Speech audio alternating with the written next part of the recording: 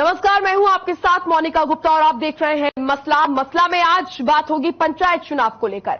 पंचायत चुनाव को लेकर बिगुल बच चुका है और जैसे जैसे पंचायत चुनाव के दिन करीब आ रहे हैं वैसे वैसे तमाम पार्टियों की तैयारियां और तेज होने लगी हैं। बीजेपी और कांग्रेस की ताबड़तोड़ बैठकें हो रही हैं, तो वहीं आप और इनेलो भी लगातार मंथन कर रही हैं। प्रदेश में छोटी सरकार बनाने के लिए किसकी कितनी तैयारी है, इसी पर आज हम करेंगे चर्चा और मंथन। चलिए सबसे पहले देखिए आप ये रिपोर्ट, फिर करते हैं चर्चा की शुरुआत।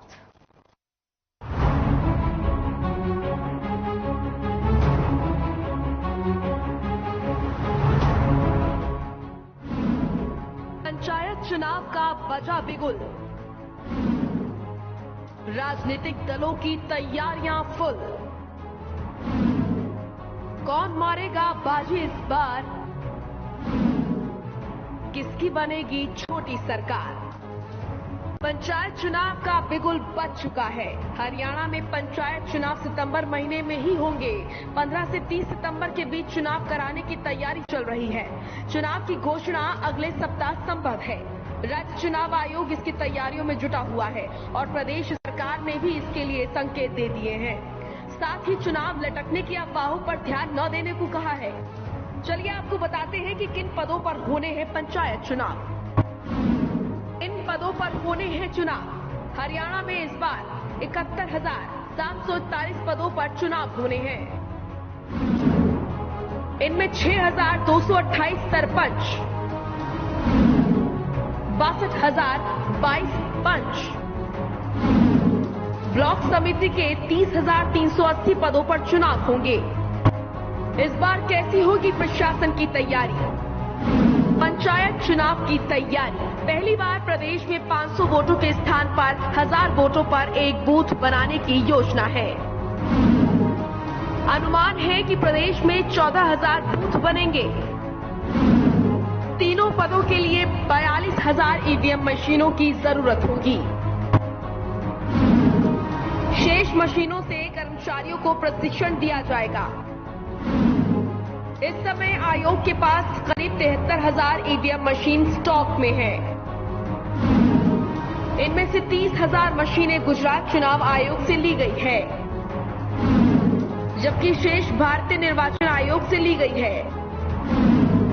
पंचायती संस्थाओं के चुनाव में करीब 50,000 मशीनों की जरूरत की संभावना है।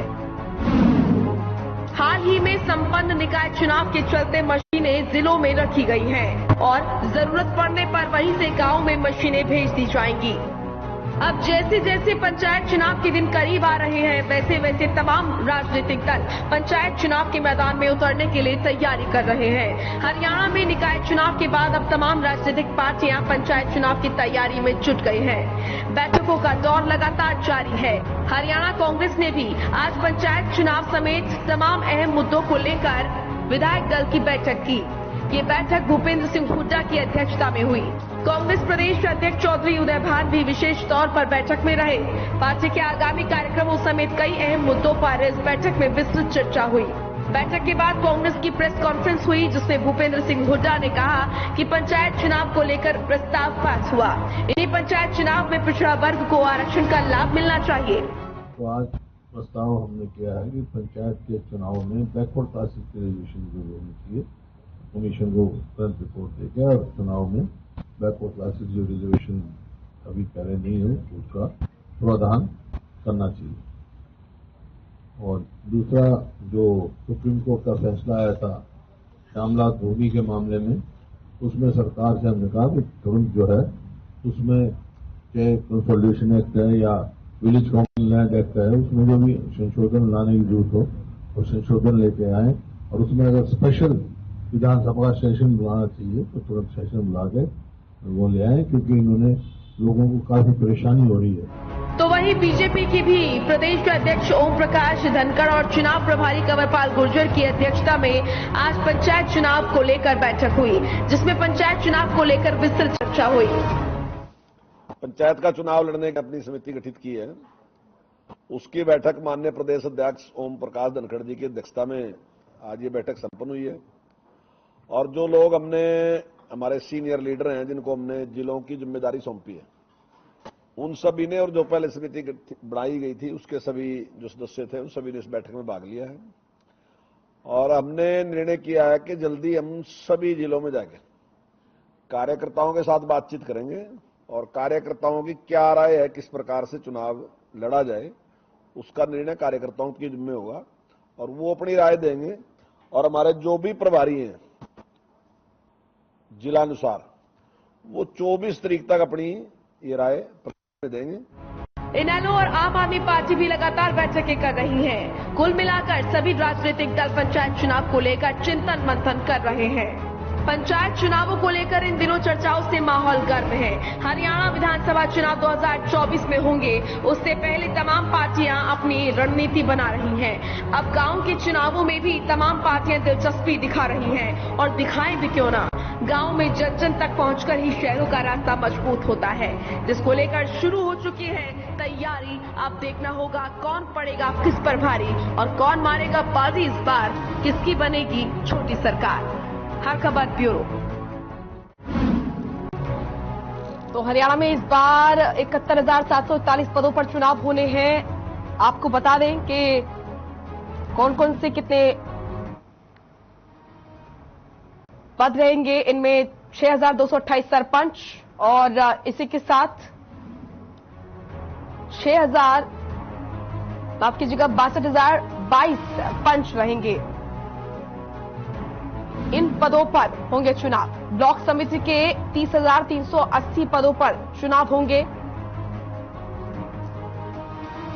तो ये महत्वपूर्ण जानकारी आपको दे रहे हैं। तैयारी क्या है, देखिए लगातार प्रशासन जो है पंचायत चुनाव को लेकर तैयारी कर रहा है, चाहे वो मशीनें हो या फिर बूथ हो, हर तरह की तैयारी पहले ही यहां पर की जा रही है और अनुमान है कि इस बार 14,000 बूथ लगाए जाएंगे और निकाय चुनाव में जो मशीनें इस्तेमाल हुई हैं वहीं गांव में लाई जाएंगी और इसके अलावा और भी मशीनें लाई जाएंगी। साथ ही साथ मशीनों से कर्मचारियों को प्रशिक्षण भी दिया जाएगा। तो पंचायत चुनाव को लेकर प्रशासन भी अपनी तैयारी पूरी कर रहा है, जहां राजनीतिक दल अपनी तैयारियों में जुट गए हैं। ताबड़तोड़ बैठकें हो रही हैं, चाहे बीजेपी हो, कांग्रेस हो, इनेलो हो, आम आदमी पार्टी हो या फिर जेजेपी, तमाम पार्टियां अपनी अपनी तैयारियां कर रही हैं। मंथन हो रहा है। गांव के चुनाव, छोटे चुनाव, छोटी सरकार बनाने के चुनाव, ऐसे में गांव में अपना वर्चस्व कायम रखना और गांव में पार्टी को मजबूती देना, इसके बाद शहर का रास्ता खुलता है। तो ऐसे में इस बार कहीं ना कहीं इस पंचायत चुनाव को काफी महत्वपूर्ण माना जा रहा है और माना यह जा रहा है कि 2024 से पहले कम से कम जो प्रदेश की जनता का मूड है वो इस चुनाव के जरिए पता चल जाएगा।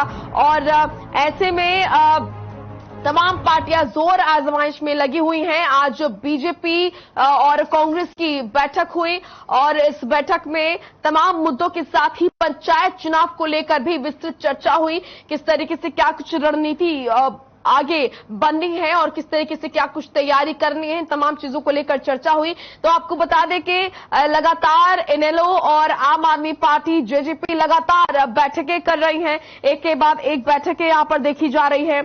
तो कुल मिलाकर तमाम पार्टियां अब चिंतन मंथन कर रहे हैं पंचायत चुनाव को लेकर, क्योंकि 2024 से पहले ये चुनाव पड़ रहे हैं।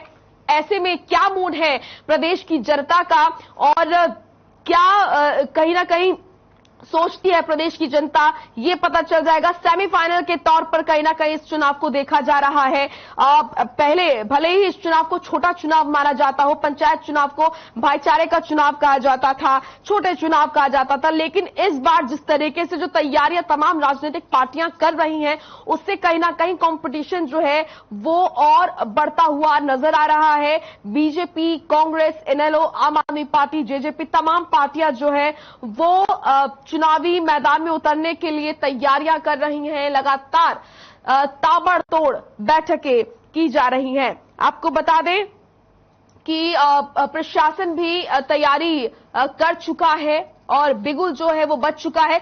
30 सितंबर से पहले पहले चुनाव जो है वो होंगे और जल्द ही जो तारीख है उसका भी ऐलान किया जाएगा, ये संभव माना जा रहा है। ऐसे में देखना होगा कि क्या तारीख होगी पंचायत चुनाव की, और ऐसे में अब क्योंकि ये आभास हो चुका है कि 30 सितंबर से पहले पहले जो है वो चुनाव होंगे, ऐसे में तमाम पार्टियां अब अपनी तैयारियां शुरू कर चुकी हैं। कोई भी कोई कोर कसर नहीं छोड़ना चाहता है।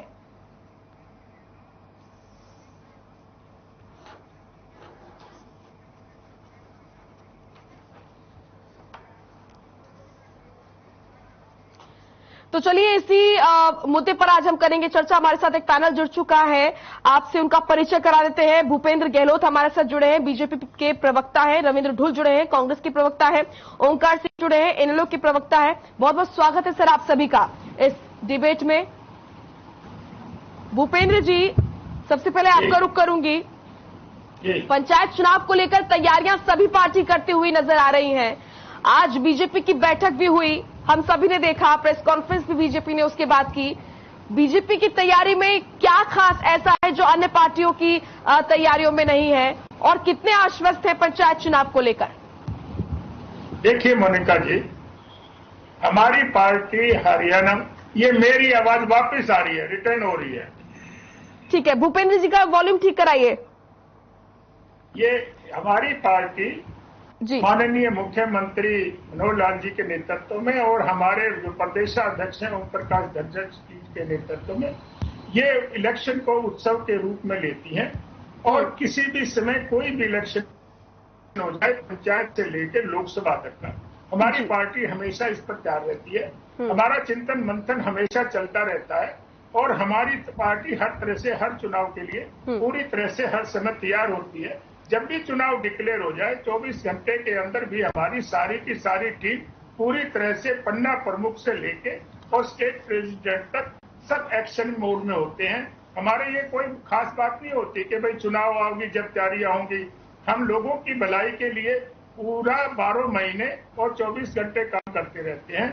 हमारी जो कल्याणकारी योजनाएं हैं वो गांवों में लेके शहर में लेके सभी जगह 12 महीने चलती रहती हैं। इसलिए हमारी कोई ये नहीं है कि हमने अब तैयारी कर ली, हमारी तैयारी तो हमेशा चुनाव की रहती है। और अभी 30 सितंबर से पहले हमारी पार्टी कटिबद्ध है, हमारी सरकार कटिबद्ध है, चुनाव कराएंगे।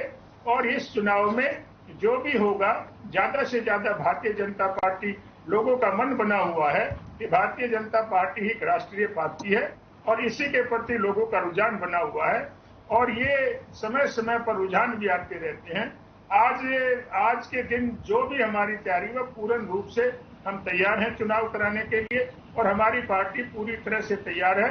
आज उसका ये पंचायत वालों ने भी नोटिफिकेशन भी जारी कर दिया, गवर्नर साहब की तरफ से वही आ गया, इलेक्शन कमीशन की तरफ से भी आ गया। और देखिए, हमने तो पहले भी पिछली सरकार में भी पढ़ी लिखी पंचायत बनाने के लिए प्रयास किया और उसको लागू भी कराया। तब भी कुछ पार्टी के लोग, जो अपोजिशन के लोग थे, वो कोर्टों में चले गए। फिर हमने 50% के लिए महिलाओं के लिए आरक्षण करने की बात आई, तब भी कोर्टों में चले गए। और अब भी इस चुनाव को रुकवाने के लिए कांग्रेस पार्टी के एक वकील हैं, जो बहुत बड़े कांग्रेस के नेता, उनके बेटे हैं, वो अभी भी रुकवाने के लिए न्यायालय में गए हुए हैं। लेकिन ये सफल नहीं होंगे। ये हर समय इनको कोर्ट में भी मुंह की खानी पड़ी है और जनता के सामने भी ये मुंह की खाते हैं, लेकिन ये अपनी बातों से बाज नहीं आते। हमारे ऊपर आरोप लगाते रहते हैं कि हम चुनाव को डिले कर रहे हैं, लेकिन हम पूरी तरह से तैयार हैं। और ये कांग्रेस इलेक्शन से भागने का काम कर रही है, इसीलिए ये कभी कोर्ट में जाते हैं, कभी कोई बहाना बना के लेते हैं। लेकिन अब इनका कोई बहाना चलने वाला नहीं है और हमारी सरकार चुनाव कराने के लिए पूरी तरह से तैयार है। और हमारी पार्टी के सभी स्तर पर पूरा हमने इलेक्शन की तैयारी कर ली है। और सभी क्या मुद्दे हैं गांव की जनता के लिए? देखिए, मुद्दे तो अलग अलग होते ही हैं, जाहिर सी बात है, शहरों के और गांव के। तो वो कौन से मुद्दे हैं? गांव की जनता आपको देख रही है, कौन से विशेष तौर पे वो मुद्दे हैं जिससे कि जनता आपको चुने? मोनिका जी, चाहे हर घर में नल से पानी पहुंचाने का काम हुआ हो, चाहे हर घर में शौचालय बनाने का काम हुआ हो, या हर गांव में जैसे धुएं में औरतें परेशान रहती थी, उज्ज्वला योजना के तहत सिलेंडर देने का काम हुआ हो, चाहे किसान निधि योजना के तहत मदद पहुंचाने का काम हुआ हो, सभी कल्याणकारी योजनाएं हमारी सरकार गांव के लिए लेके आई है।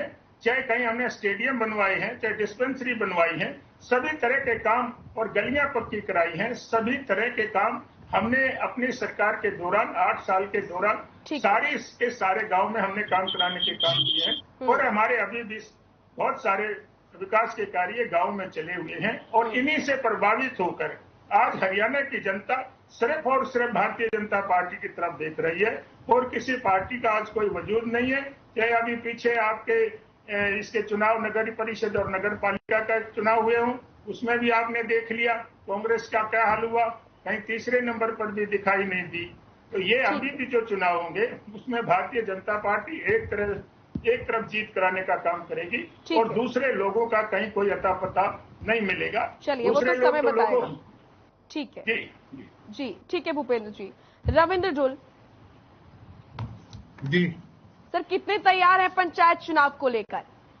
बीजेपी का तो कहना है कि कांग्रेस पहले ही हार मान चुकी है मैदान में उतरने से पहले। मेरी आवाज थोड़ी इको हो रही है, उसको करेक्ट करा दीजिए। ठीक है, आपका वॉल्यूम ठीक कराते हैं। क्या आप बोलने में कंफर्टेबल है सर? रविंद्र जी का वॉल्यूम ठीक कराइए।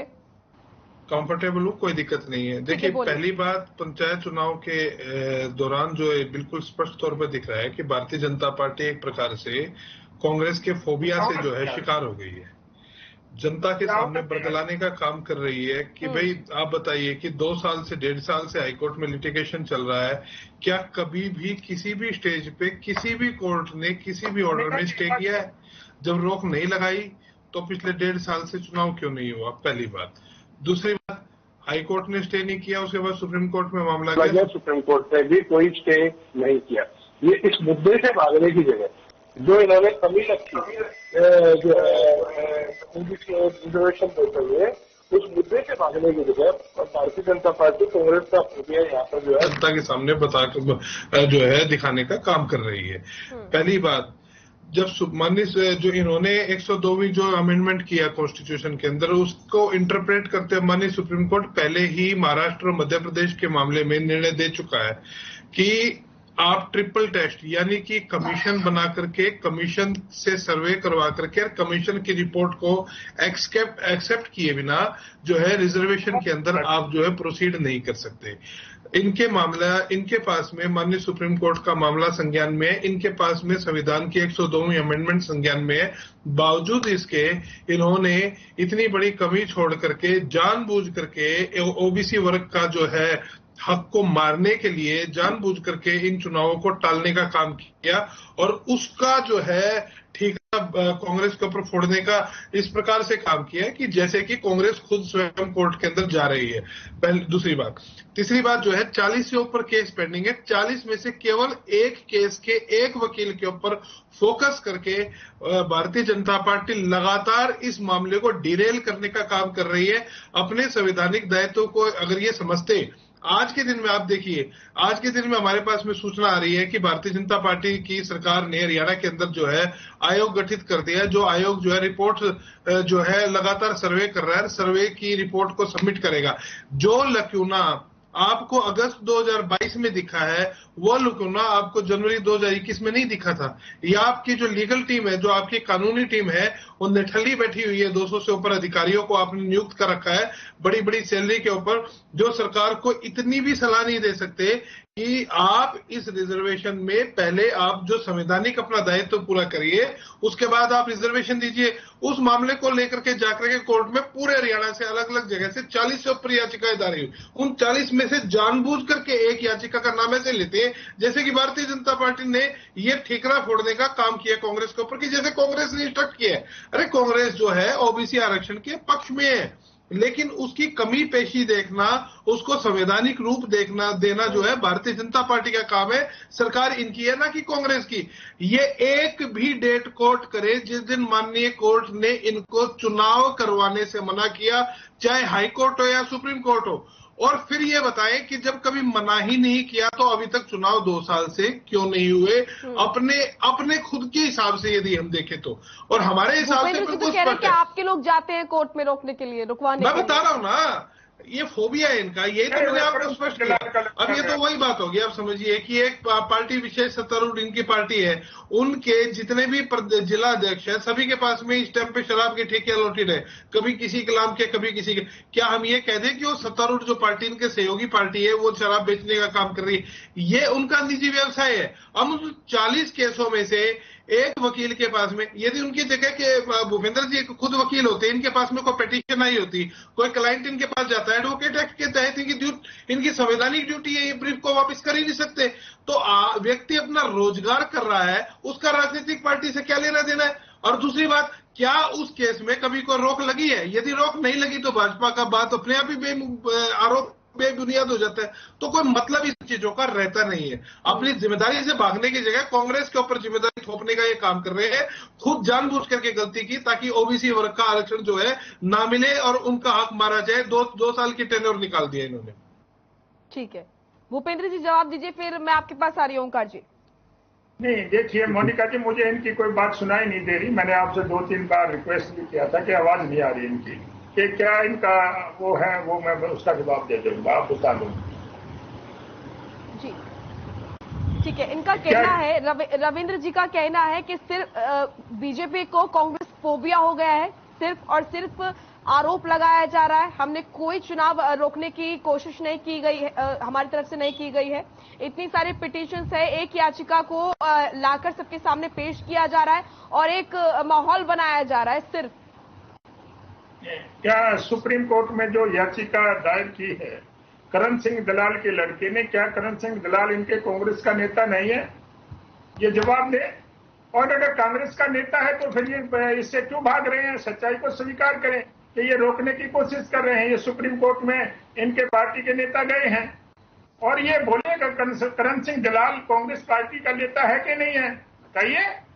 अगर मैं गलत आरोप लगा रहा हूं तो ये उसका खंडन करिए कि करण सिंह दलाल और उसका बेटा जो है वो कांग्रेस पार्टी के नहीं है, वो भूपेंद्र सिंह हुड्डा के रिश्तेदार नहीं है। ये खंडन करें उस बात का। मैं तो ये तो तथ्यों के आधार पर बात है। सुप्रीम कोर्ट में गया हुआ है उनका लड़का और वो इसके इलेक्शन को टलवाने की कोशिश करते और कांग्रेस के नेताओं के द्वारा ही नेता तो नहीं गया है ना जी। क्या क्वेश्चन किया जी? रविंद्र ढूल का कहना है कि कोई राजनेता तो नहीं गया है ना कांग्रेस का। नहीं, राजनेता वो तो उसका राजनेता का बेटा है।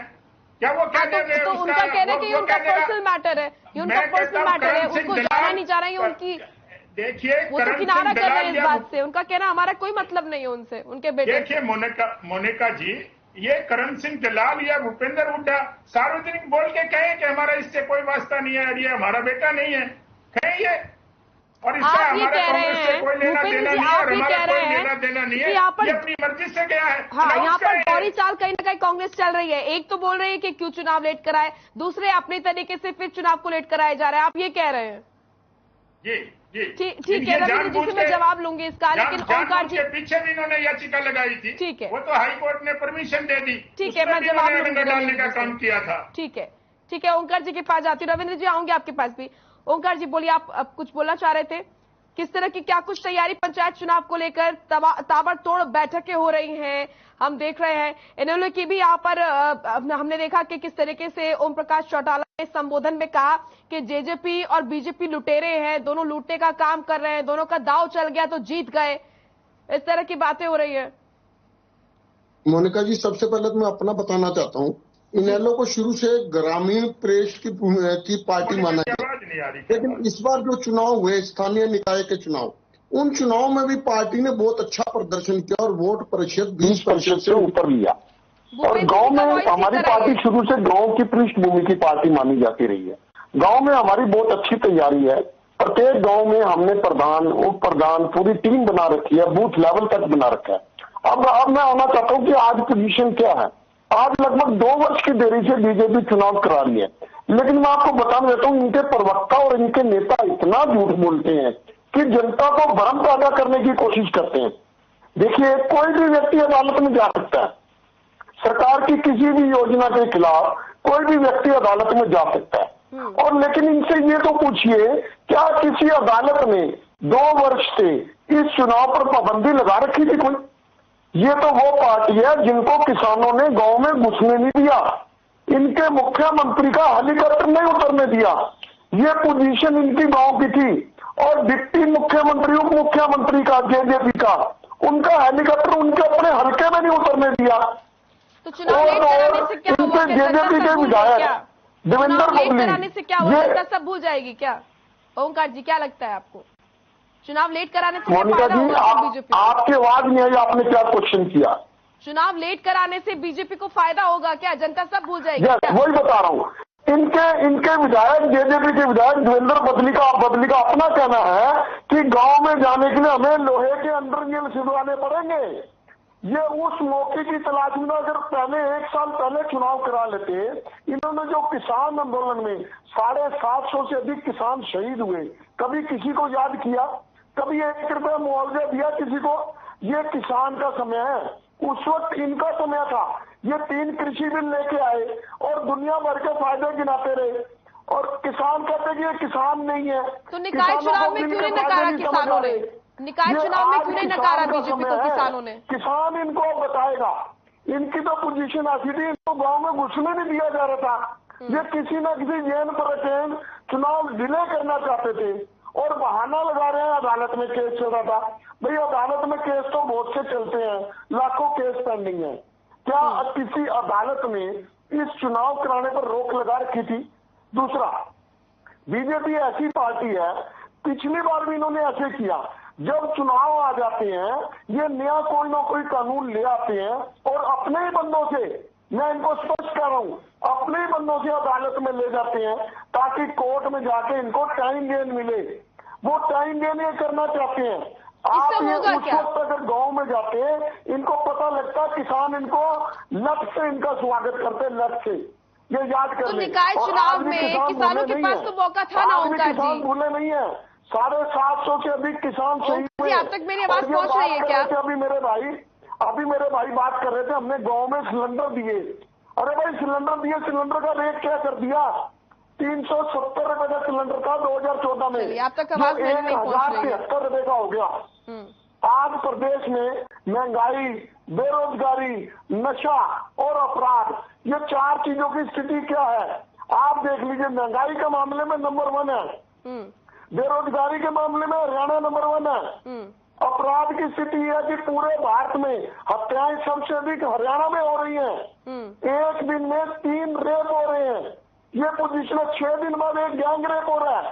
ये अपराध की स्थिति है हरियाणा की। और ये कहते हैं हमने गांव में बहुत काम कर दिया, सड़कें बना दी, नालियां बना दी। जो सड़कें और नालियां बनाई गांव की जनता इनको उसका रूप दिखाएगी। इनकी पार्टी तो शहर की पार्टी मानी जाती है और शहर की पार्टी माने जाने के बावजूद स्थानीय निकाय चुनाव में ये कितनी सीटें जीते? मात्र 20 सीटें जीते, मतलब आधे से भी कम। ओंकार जी आप तक मेरी आवाज पहुंच रही है क्या? जनता ने तो इनको 2019 में नकार दिया था। 90 में से 40 सीटें दी थी इनको, 50 सीटें इनके विरोध में दी थी। क्या आप मेरी आवाज सुन पा रहे हैं? झूठी पार्टी जेजेपी जिसने क्या ओंकार जी मुझे सुन पा रहे हैं क्या? वोट हासिल किए, बीजेपी के विरोध में सीटें हासिल की। जो ये कहते थे मोदी न्यूज है, मोदी न्यूज है। मैं अपनी टीम से पूछ रही हूँ ओंकार जी मुझे सुन पा रहे हैं क्या?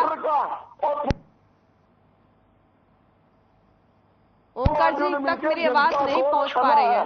और अब चुनाव का समय आ गया है, गांव की पीसीआर टीम ओंकार जी तक मेरी आवाज पहुंच रही है क्या? किसान बिल लाए और कैसे मोदी जी चुपके से आके कहते कि गलती होगी, किसान बिल गलत है, हम वापस ले रहे हैं, हम किसानों को समझा नहीं पाए।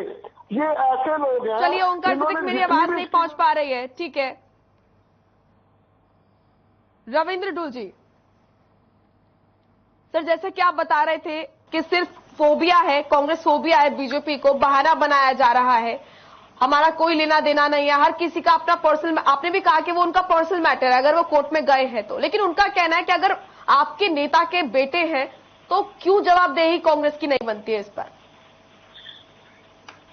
इसमें जवाबदेही नहीं बनती है। इस देश का संविधान हर व्यक्ति को अपना प्रोफेशन जो है चुनने का अधिकार देता है और किसी भी वकील, मैं खुद स्वयं वकील 18 साल से, किसी भी वकील के पास में ये अधिकार अख्तियार नहीं है कि यदि कोई क्लाइंट उसके सामने आए और उसको कहे कि आप मेरा मामला लेकर के कोर्ट में चले जाइए, कोई भी वकील मना नहीं कर सकता है।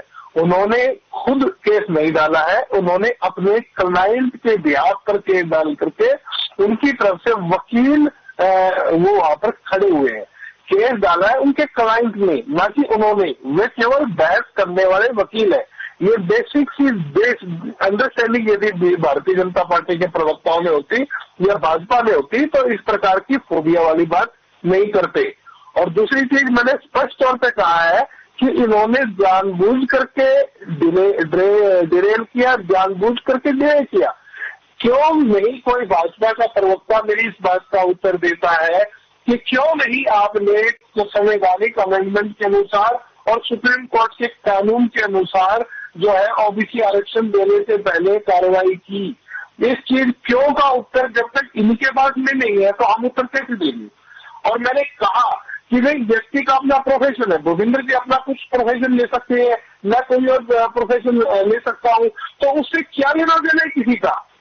क्या उसका राजनीतिक पार्टी से कोई लेना देना है क्या? वो उसकी रोजी रोटी है, वह उस व्यक्ति को कांग्रेस कह रही है कि चुनाव क्यों लेट कराए। कांग्रेस के नेता के बेटा जो है अपने क्लाइंट का लेना देना क्या है कांग्रेस के नेता का इससे? वो एक वकील है, रजिस्टर्ड एडवोकेट है। अच्छा। उनके खिलाफ इनको इतनी दिक्कत हो जाएगी कोर्ट में आप सार्वजनिक तौर पर कांग्रेस इसको मानती है कि हमारा कोई लेना देना नहीं है उनसे, नेता के बेटे से? मैं कह रहा हूँ कि इस केस से हमारा कोई लेना देना न कल था, न आज है, न कल होगा। और केस उनका नहीं है, उनके क्लाइंट का है। ये बेसिक लड़ तो वही रहे ना सर, नेताओं में नहीं है। फिर इसमें दिक्कत क्या? मैं भी लड़ता हूँ, रोज 15 केस लड़ता हूँ, तो क्या वो सारे के सारे कांग्रेस के सब दिए जाएंगे? चलिए ठीक है, ये कौन सा तरीका है बात का? ठीक है, ठीक है। भूपेंद्र जी जवाब दीजिए। ओंकार जी, आप तक आवाज पहुंच रही है क्या मेरी? मेरे को मौका दीजिए मोनिका जी। ठीक है भूपेंद्र जी, मैं आऊंगी सर आपके पास, क्योंकि ओंकार जी तक आवाज नहीं पहुंच रही थी। ओंकार जी, आप लगातार कह रहे थे कि किसानों के लिए आप कह रहे थे कि किसानों के साथ बहुत दुराचार किया है, 3 कृषि बिल लेके आए। अगर ऐसा था तो किसानों के पास पूरा अच्छा खासा मौका था, विकल्प था निकाय चुनाव में नकारने का बीजेपी को, तो क्यों नहीं नकारा गया? भूपेंद्र जी, आपके पास आऊंगी सर मैं, आपकी आवाज मुझ तक नहीं पहुंच पा रही है। बोलिए ओंकार जी।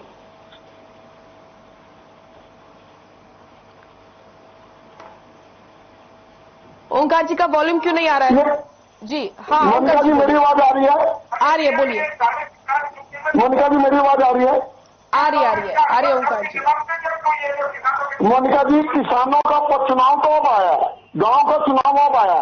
अब किसान बताएंगे बीजेपी को कि इन्होंने 3 कृषि बिल जो लेके आए वो किसके फायदे में थे। मोनिका जी, इनको चुप कराइए।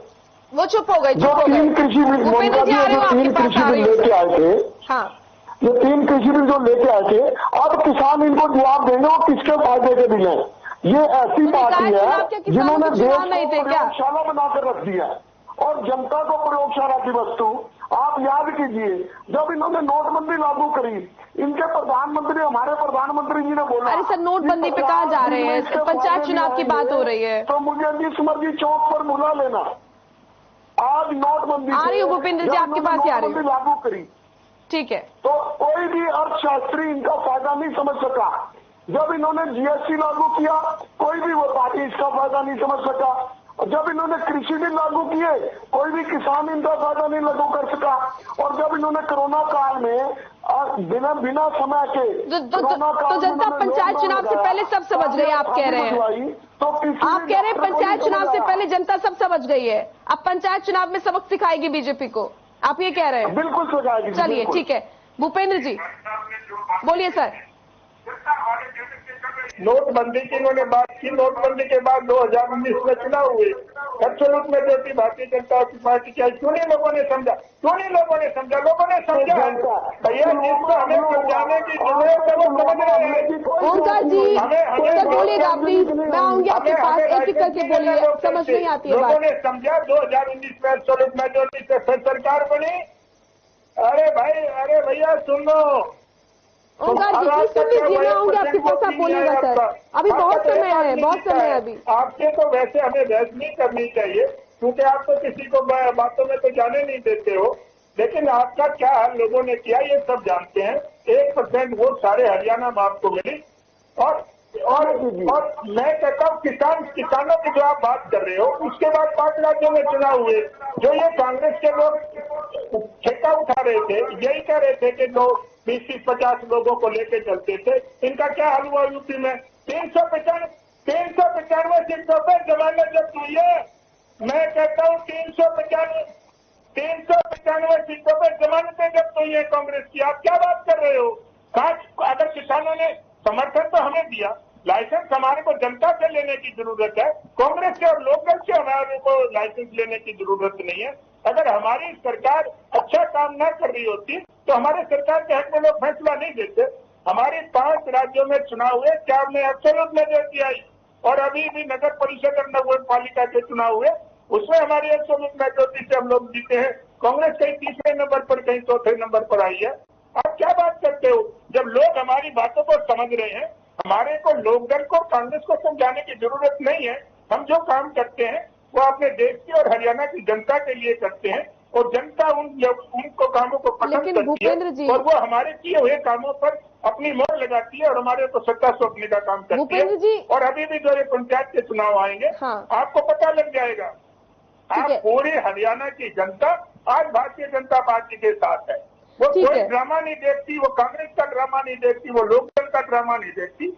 उनको विकास चाहिए और विकास सिर्फ और सिर्फ भारतीय जनता पार्टी हरियाणा में विकास करेगी और किसी के बस की बात नहीं है। भूपेंद्र जी, ये तो मानिएगा ना कि महंगाई बढ़ रही है, भारतीय जनता पार्टी करेगी। कांग्रेस की तो अपनी लड़ाई खत्म नहीं होती और लोकदल की अपनी लड़ाई खत्म नहीं होती। ठीक है, ये तो अपनी लड़ाई सुलझाने में भी 2024 ही निकाल देंगे। मेरे ख्याल से तो इनकी लड़ाई और जो उठा पटक है ये खत्म नहीं होगी और हम तो ये चाहते हैं कि भगवान इनके आत्मा को सद्बुद्धि दे ताकि इनकी लड़ाई खत्म हो जाए। थोड़ा बहुत विपक्ष जो है हरियाणा में रहे। आपको बड़ी चिंता है सर दोनों पार्टियों की, लेकिन ये तैयार ही नहीं है। ये तो इनके तो किसी भी पार्टी का 2.5 का आंकड़ा भी पार नहीं होगा। 2024 में मैं आपको पहले ही बता देना चाह रहा हूँ। आप बेशक से अपनी तैयारी कर लो और अपनी लड़ाई भूपेंद्र जी, आप मुझे सुन पा रहे हैं क्या? और फिर जो भी बात हो, जनता सिर्फ भारतीय जनता पार्टी के साथ है और विकास के साथ है और उसका भरोसा भारतीय जनता पार्टी के नेताओं पर है। और आगे बात है, क्या आप मुझे सुन पा रहे हैं? क्या आरोप किया आपने? जी भूपेंद्र जी, क्या आप सुन पा रहे हैं मुझे? पूरी तरह से विकास जनता पार्टी विकास के अलावा बात नहीं सुनेंगे। भूपेंद्र जी, क्या आप मुझे सुन पा रहे हैं? सुनाएगा तभी आवाज तो ठीक है, चलिए ठीक है। सिस्टम नहीं काम कर रहा तो मैं क्या कर सकता हूँ? ठीक है पंडिता जी, मैं तो भूपेंद्र जी का आवाज ही नहीं आ रही किसी की। ठीक है, भूपेंद्र जी का वॉल्यूम ठीक कराइए। भूपेंद्र जी तक वॉइस नहीं पहुंच पा रही है। ठीक है, आऊंगी भूपेंद्र जी आपके पास। क्या ये चल ही नहीं रहा क्या सिस्टम? ठीक है, ठीक है रविंद्र जी, ठीक है, कोर्ट में कौन गया कौन नहीं गया, ठीक है, इस पर चर्चा हो गई है। लेकिन मेन मुद्दा ये है, क्योंकि देखिए आप भी देख रहे हैं किस तरीके से जो 2024 का चुनाव है, उससे पहले प्रदेश की जनता का मूड क्या है ये भांपने के लिए चुनाव बहुत महत्वपूर्ण है और कांग्रेस भी इस बात को समझती है। तो उसको लेकर, क्योंकि देखिए हर चुनाव बहुत महत्वपूर्ण होता है, चुनाव दर चुनाव ही पार्टी का कद बढ़ता है और कांग्रेस को बहुत जरूरत है कि हर चुनाव को सीरियसली ले। तो पंचायत चुनाव को लेकर कांग्रेस की क्या स्ट्रैटेजी है, क्या मुद्दे हैं गांव के? देखिए, जहाँ तक बात गांव के मुद्दों की है, बिल्कुल स्पष्ट है। चाहे किसानों की समस्या हो, चाहे आज के दिन में जो है फसल डूबने की जो समस्या आ रही है लगातार जो है बारिश के टाइम पे, वो है। फसल के खराबे की जो समस्या है वो है। आपके बिजली के कनेक्शन की जो वहाँ पर दिक्कतें आ रही है वो है। इसके अलावा जो है ग्रामीण क्षेत्र के अंदर जो सुविधाएं हैं उनके ऊपर बहुत सारी चीजें हैं। बेरोजगारी, कोई ऐसी चीज नहीं है जिसके ऊपर हम वहाँ पर जनता के बीच में नहीं जाएंगे, पहली बात। दूसरी बात जो है, बिल्कुल आपकी बिल्कुल ठीक बात है कि जनता के मूड को भांपने का एक बेहतरीन एक समय है ये। हाँ, बशर्ते कि हमारी स्ट्रेटजी हम बिल्कुल तैयार है, लेकिन हमारी स्ट्रेटजी का सेकंड स्टेज तब आएगा जब फर्स्ट स्टेज आएगी, ये चुनाव की घोषणा करें। मैं इनसे तुरंत प्रभाव से मैं रिक्वेस्ट करता हूँ कि आप जो है लगातार जो है पंचायती राज के सिस्टम को खत्म करने का काम न करें। पहले आपने कोरोना का बहाना लगाया, फिर आपने कोर्ट का बहाना लगाया, हाईकोर्ट का, अब सुप्रीम कोर्ट का बहाना लगा रहे हैं। बहाने लगाना बंद कीजिए। आप अपने कमीशन जो आपने अब दिखाया है 2 साल के 5 देरी से, उस कमीशन की रिपोर्ट को जल्दी से लेकर के और कानूनी बाध्यता को समाप्त करके और ओबीसी वर्ग को एक हमारा जो उनका अधिकार है वह अधिकार दे करके चुनाव कराने का काम करें, ताकि आम जनता को उनका हक जो है छोटी सरकार का मिल सके। आप उस हक से लगातार जो है उनको आम जनता को वंचित कर रहे हैं, जिसके कारण हो क्या रहा है कि जो अधिकारी है वहां पर जो है पोस्टेड है वो मनमानी कर रहे हैं ग्रामीण क्षेत्र में, जिसमें लोगों में बहुत ज्यादा भारी रोष है। ऊपर से ये इनका पंचायती जमीन वाला जो फरमान माननीय सुप्रीम कोर्ट का है, जिसको मिस इंटरप्रेट करके सरकार ने जो है एक गलत पत्र जारी करने का काम किया, जिसके ऊपर हाईकोर्ट से इनको फटकार लगी है। आम जनता के जो है और ग्रामीण क्षेत्र के जो मुद्दे हैं इनसे इनको कोई भी सरोकार नहीं है। बातें से कितनी भी बना ले, लेकिन बातें सबकी सब सतही है और आम जनता से पूरी तरह से दूर की बातें हैं। रविंद्र जी, सिंबल पर कांग्रेस चुनाव लड़ेगी या नहीं लड़ेगी? फिलहाल इस बारे में कोई फैसला नहीं हुआ है, मैं आपको बता दूं। हाँ, लगातार हमारी मीटिंग चल रही है, उसके ऊपर जो है जल्दी कोई ना कोई फैसला लेकर के सामने तब आएंगे ना जब पहले ये चुनाव घोषित करे। तैयारियों में इतनी स्लो क्यों है कांग्रेस? यही तय क्यों नहीं हो पा रहा है? क्या भारतीय जनता पार्टी ने लिया है निर्णय? मैं पूछना चाहता हूँ, क्या भाजपा ने, रूलिंग पार्टी है, भाजपा ने भी निर्णय नहीं लिया, तो ये कांग्रेस के ऊपर कैसे सौंपा जा सकता है कि कांग्रेस ने निर्णय लेने का समय तब आएगा जब चुनाव की घोषणा आएगी। घोषणा तक तो ये कर नहीं रहे। तो सिंबल पर चुनाव लड़ सकते हैं, क्योंकि ज्यादातर ये कहा जाता है कि सिंबल पर हमेशा से कांग्रेस जो है वो चुनाव नहीं लड़ती है, पंचायत चुनाव, और इस बार भी शायद ना लड़े। हमने कभी भी चुनाव नहीं लड़ाया सिंबल के ऊपर, पंचायत का चुनाव। इनफैक्ट पूरे हरियाणा के अंदर किसी भी राजनीतिक पार्टी ने आज तक सिंबल के ऊपर चुनाव नहीं लड़ा है पंचायत का। इस बार ही लड़ा जाएगा या नहीं लड़ा जाएगा ये भविष्य के अंदर है, आज नहीं कहा जा सकता। लेकिन आज के दिन में एक चीज की तो रिक्वेस्ट की जा सकती है कि आम जनता के इस हक को मानने का काम न करें, ग्रामीण क्षेत्र के इस हक को मानने का काम न करें। आप जल्दी से जल्दी चुनाव की कम से कम घोषणा तो कराइए। ठीक है, जिस तरीके से बीजेपी की तैयारी हम देख रहे हैं, ब्लॉक स्तर पर लगातार मैन पावर जो है वो ग्रामीण इलाकों में बढ़ाई जा रही है, क्या इस तरह की कोई तैयारी है सर कांग्रेस की? पूरी तैयारी है कांग्रेस की, आप चिंता न करें। बहुत जल्दी हमारी लिस्ट भी और सब चीजें आपको सामने दिखेंगी। भाजपा की सरकार है, सरकार संसाधन है, अपने संसाधनों का उपयोग करके, प्रयोग करके, दुरुपयोग करके ये कुछ भी करते रहे। ठीक है, ओंकार जी सर कुछ कहना चाह रहे थे आप? बिल्कुल मोनिका जी, मैं कहना चाह रहा हूँ, ये सरकार किसी न किसी बहाने से चुनाव का पहले भी डिले करती थी, अब भी डिले करके आई है। अभी भी देख लीजिए, इन्होंने चुनाव की डेट घोषित नहीं की है, क्योंकि इनको मालूम है गांव की जनता इनका क्या हाल करने वाली है। 3 कृषि बिल किसान भूले नहीं है, वो इनको रिजल्ट देंगे इसके बारे में। और सबसे बड़ी बात है, आज गांव को छोड़िए, आज शहर को क्या, देश और प्रदेश। लेकिन ओंकार जी, भूपेंद्र जी का कहना है कि अगर किसानों को नकारना होता, निकाय चुनाव में क्यों नहीं नकारा किसानों ने? मोनिका जी, निकाय चुनाव आपको भी पता कहाँ के होते हैं? निकाय चुनाव गांव के होते हैं क्या? तो किसान सिर्फ गांव में रहता है? मोनिका जी, किसान गांव में नहीं रहता सिर्फ, लेकिन मुख्यतः तो गांव में रहता। आप बताइए, निकाय चुनाव में कहाँ के होते हैं? गांव के होते हैं क्या? गांव के मुख्य चुनाव तो मोनिका जी अब आने हैं, अब पता लगेगा इनको, ऐसी बात नहीं। और आज गांव शहर क्या, आज देश और प्रदेश का हर वर्ग इनसे दुखी है। ये बता दें किस वर्ग से इनकी संतुष्टि है? प्रत्येक वर्ग दुखी है। महंगाई, बेरोजगारी, नशा, अपराध, जीएसटी, और अब तो जीएसटी इन्होंने खाने पीने की वस्तुओं पर, दही, दूध, गेहूं, चावल, हर एक चीज पर लगा दिया है, जो कि कभी अंग्रेजों में नहीं लगाया था। आज तक ऐसा जजिया टैक्स नहीं लगा जो इन्होंने जजिया टैक्स लगा दिया।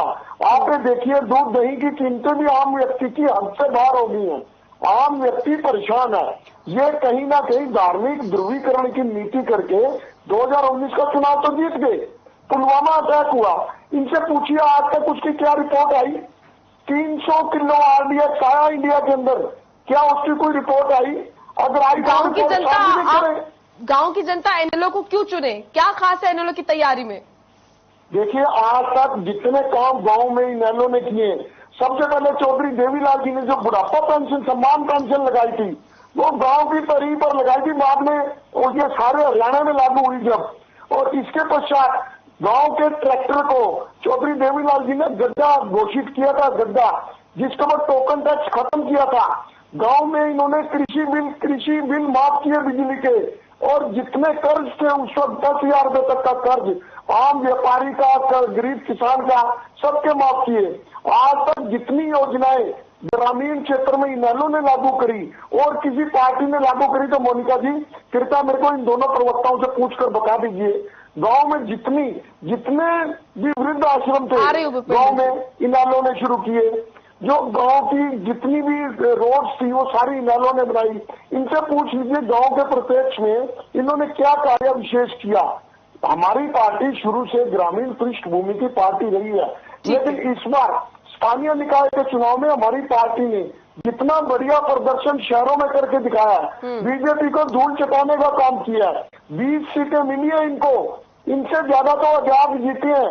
मोनिका जी अपने आप को ये स्थापित करने की कोशिश करते हैं।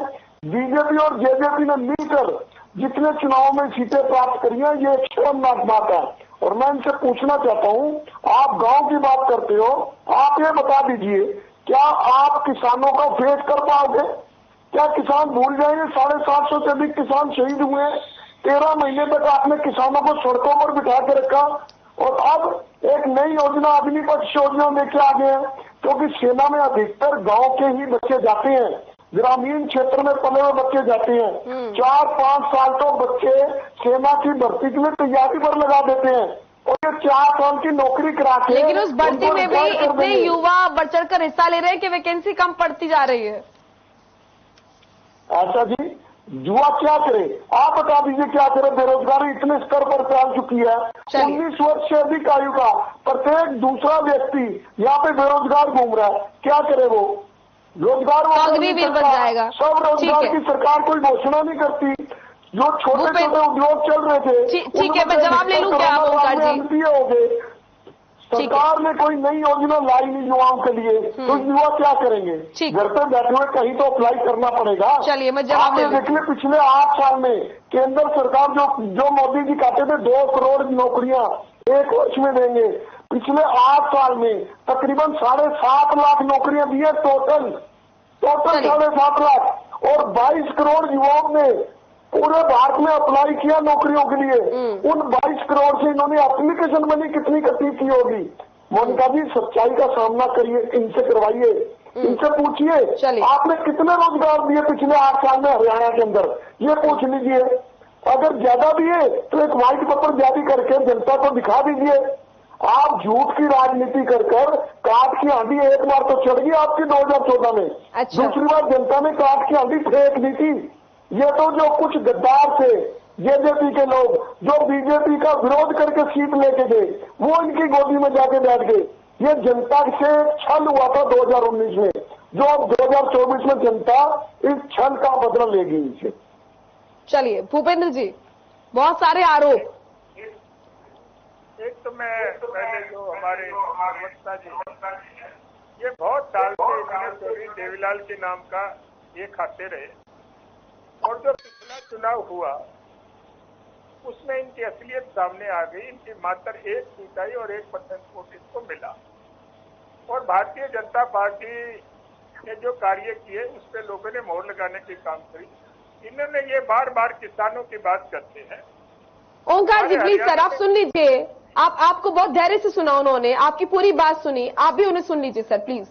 आऊंगे आपके पास में। भैया सुनने की आपकी आवाज यहाँ तक नहीं पहुंच पा रही है सर, ठीक है मैं आऊंगी आपके पास। सर आप सुन लीजिए ना, थोड़ा धैर्य रखिए सर, फिर मैं आपके पास आऊंगी। बोलिए भूपेंद्र जी। किसान एजिटेशन की ये बार बार बात करते हैं। किसान एजिटेशन के बाद 5 राज्यों में चुनाव हुए, 4 राज्यों में हमारी एब्सोल्यूट मेजॉरिटी आई। फिर मैं हरियाणा की बात करूं, अरे भैया सुनने की कोशिश करो ना। अरे ओंकार जी प्लीज ना, सर मैं आ रही हूँ आपके पास। पंजाब और हरियाणा का किसान इस किसान आंदोलन में मुख्य भूमिका अदा कर रहा था। हरियाणा में इनकी क्या आपत्ति है उनकी बात पे, आप बोल लीजिएगा, मैं आपके पास आऊंगी। जनता ने ओंकार जी अगर आपको प्रॉब्लम है उनकी बात से तो आपके पास आऊंगी, आप बोलिएगा सर प्लीज, लेकिन उनको अपनी बात पूरी करने दीजिए क्योंकि वो भी बीच में नहीं बोले थे आपके। बोलिए भूपेंद्र जी। किसान एजुकेशन के बाद हरियाणा में जितनी भी खरीद फरोख्त फसलों की हुई, चाहे गेहूं की हुई चाहे सरसों की हुई, जो एमएसपी के रेट थे उनसे 1000 1500 रुपए ज्यादा हमारी सरकार ने दिलवाए। जो हमने नीति लागू की थी ये उसी का परिणाम है कि एमएसपी से ऊपर की सारी फसलों का रेट किसानों को मिला और किसान खुश हैं। और उसी के बाद जो नगर पालिका नगर परिषद के चुनाव हुए, किसानों ने बढ़ चढ़ कर भारतीय जनता पार्टी के पक्ष में वोट किया। भूपेंद्र जी, क्योंकि समय का अभाव है, थोड़ा जल्दी में अपनी बात पूरी कीजिएगा। एक सवाल मेरा भी है सर, मैंने जो अभी नोटिस किया, विपक्ष की तमाम बातें मैंने सुनी है, उसमें एक बात ये भी है कि महंगाई के मुद्दे पर आपको ज्यादा घेरा जा रहा है, और जो कि सही भी है। देखिए, महंगाई बढ़ रही है, इसे नकारा नहीं जा सकता है, और इसको लेकर लगातार विपक्ष आप हमलावर है, तो इससे कैसे बचेंगे? इसको तो नकार नहीं सकते ना। देखिए मोनिका जी, जब से रूस और यूक्रेन का युद्ध हुआ है, उसके बाद इंटरनेशनल मार्केट में सभी चीजों के रेट बढ़ गए। और आप देखिए, हमारे पड़ोस में पाकिस्तान है, बांग्लादेश है, श्रीलंका है, वहां पेट्रोल डीजल के क्या रेट है और हमारे यहाँ क्या रेट है। जो अर्थव्यवस्था हमारे भारत की आज है, वो दुनिया के 5-7 देशों की जो अच्छी अर्थव्यवस्था है उसमें से है। कि आज अमेरिका की अर्थव्यवस्था की बात कर लो, जापान की बात कर लो, सबकी अर्थव्यवस्था डगमगाई हुई है और सब जगह महंगाई जो है ना बहुत ऊंचे स्तर पर पहुंची हुई है। उसके मुकाबले में हमारे यहाँ कोई महंगाई भी नहीं है। और दूसरी बात, अभी ये ग्रामीणों की बात करते थे, गांव में ना तो कोई दही पैकेट की लेता है, ना दूध पैकेट का लेता है और ना आटा पैकेट का लेता है। और जो खुली हुई चीजें उन पे हम कोई जीएसटी सरकार ने नहीं लगा रखी। गांव का ध्यान रखते हुए सिर्फ जो कंपनियों में पैकिंग होती है उस पर जीएसटी है, जो गांव में आदमी इस्तेमाल करते हैं आपस में, उन पे किसी किस्म की कोई जीएसटी लागू नहीं है।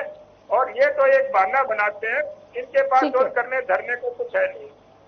ठीक है, क्योंकि समय कम है, सबसे लास्ट कमेंट लूंगी। रविंद्र जी, सर क्या तैयारी, क्यों गांव की जनता कांग्रेस का रुख करे, क्यों कांग्रेस को चुने?